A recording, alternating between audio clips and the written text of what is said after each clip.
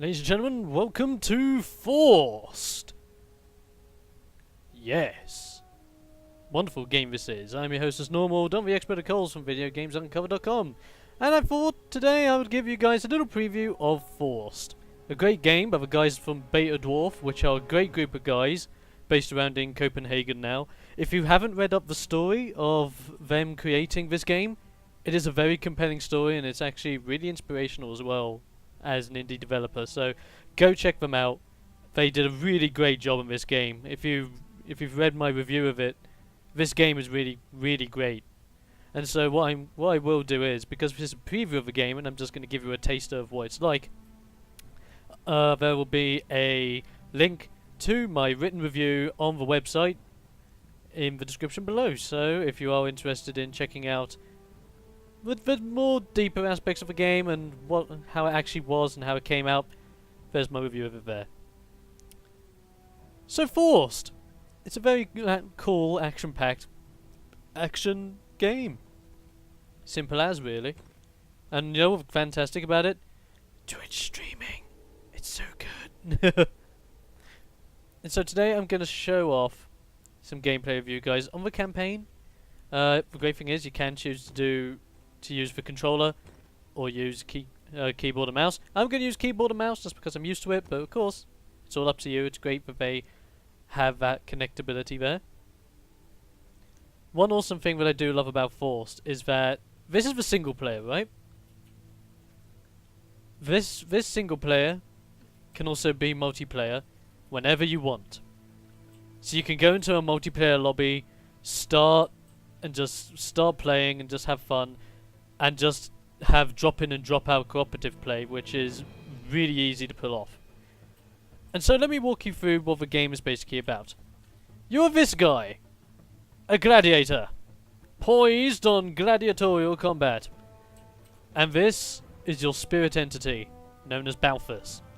Balthus is here to guide you throughout your game, as you are to appease the gods by inevitably destroying the guardians of these different planes here. So how Balthus does play a massive part in this game. He controls items. There might be some objectives where you have to keep Balthus around you consistently in order to stay alive. And he can just be simply controlled by hitting the spacebar whenever you want. And you can either tell him to move to a location and you can really control the direction in which he travels, or you can hold down the spacebar and he'll attach himself to you so that you can move around better. I love how the camera is focused on your joint views rather than just one person's view. And so before you enter a gladiatorial combat, there's some things to keep in mind. First off are the weapons available. The dual blader. Quick attacks, very good when it comes to single targeting, and just very quick, very deadly maneuvers. The hammer. Very powerful, and if you time it right and you can have hammer charges that do extra damage. The hammer is just great at doing...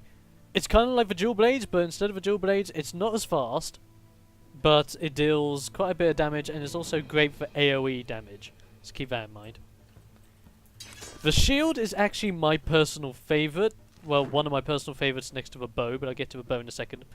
The shield, as you can see there, freezes up. When it's freezing up like this, you can block attacks.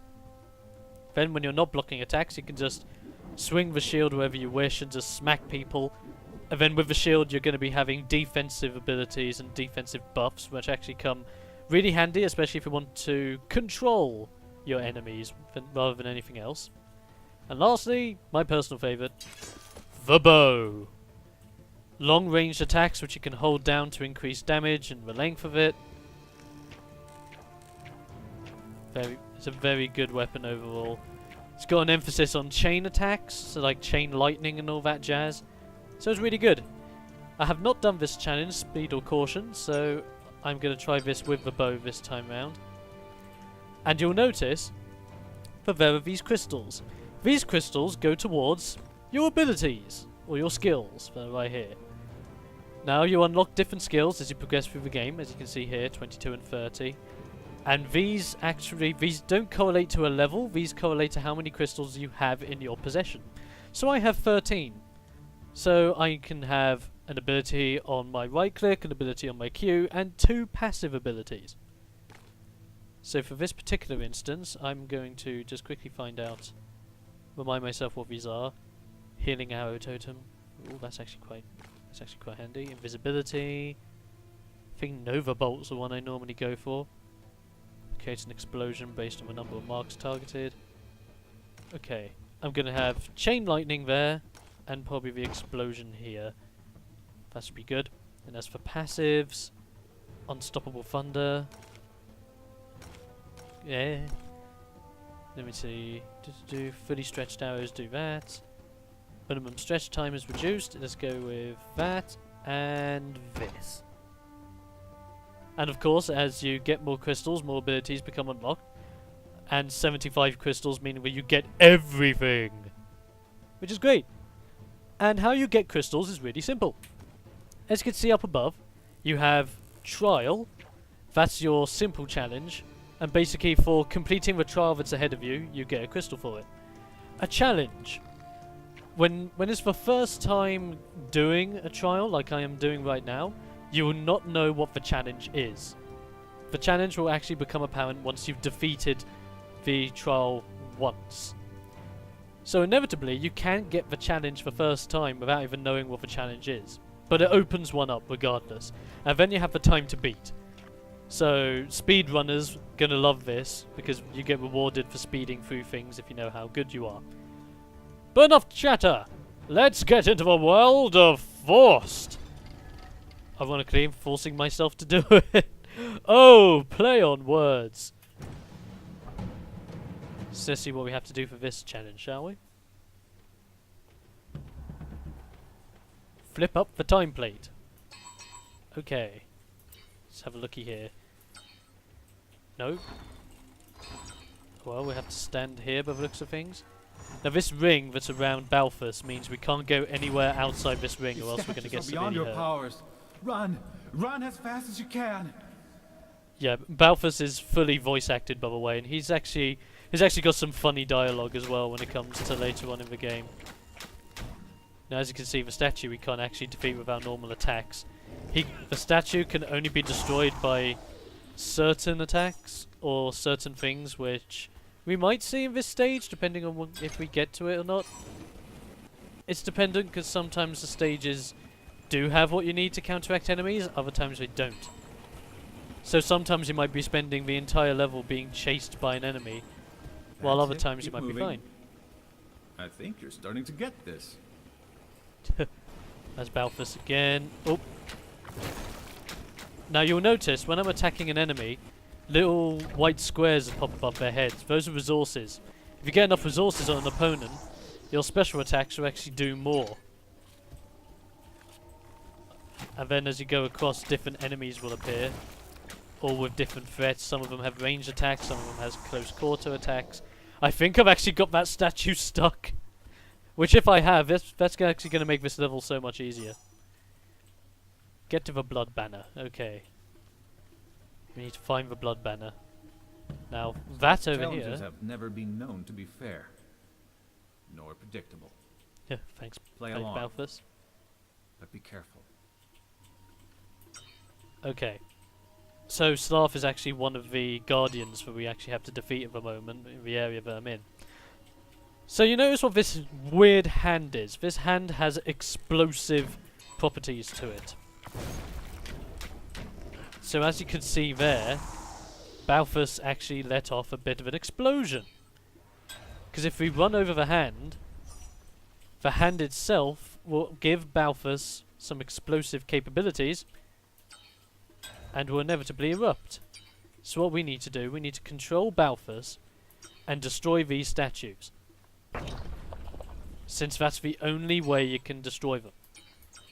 So, this is what you want to do. You want to get Balthus. You want to take him over the hand. You don't want to make him go into any of these walls, so you need to control him, or else the explosion will go off. You want to drive him into there. Sorted. Now, those are the only statues here. I don't think they are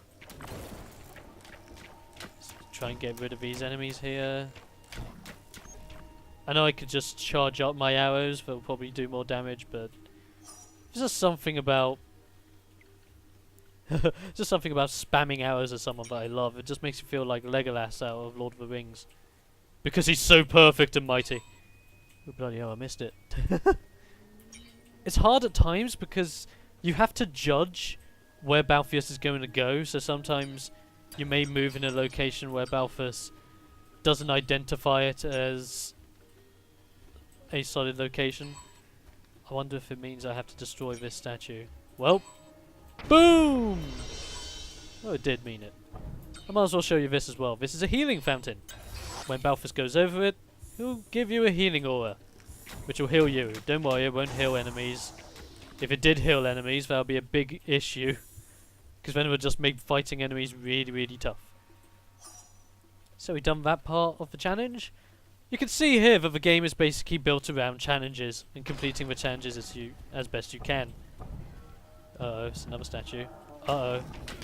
Uh-oh.